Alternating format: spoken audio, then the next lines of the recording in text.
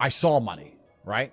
So, man, I can tell you stories now that even sound stupid to me. I went to Deauville, France to fight for a world title.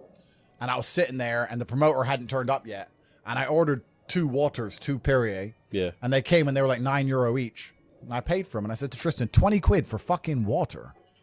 Because we're brokies. And he's like, yeah, that's crazy. And we look around and there's all these tables just with water, champagne, food, you know, like $1,000 lunches, £1,000 lunches. No one gave a shit, right? And we're sitting there going, where are we going wrong with life? Like, we're worried about the price of water. That dude's got a lobster. He's got like a big bottle of champagne. He's got 3 chicks. Like, we're going wrong. So I always knew there was, outside of the Matrix, there were these people who were living in a way that money didn't have any significance. Money wasn't real to them.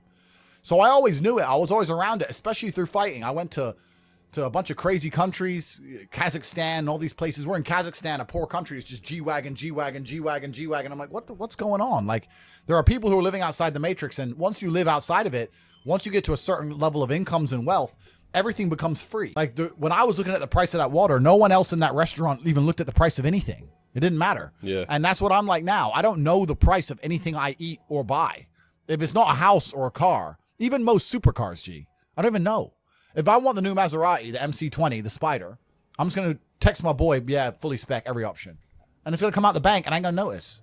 Like, it doesn't make a difference. If I have 11.8 million or 11.4 million, what difference does it make? It doesn't mean anything. Yeah. So you get to a point where the whole world's free. And then you start just buying stuff, not because you want it, but because it's completely free. So even if you 1% want it, right? You're like, oh, well, maybe I might use it once. 400 G's. I might drive it one day this summer. Yeah. You know, and that's how you get to. It's the same way people just buy coffee at a whim. You end up doing that with everything.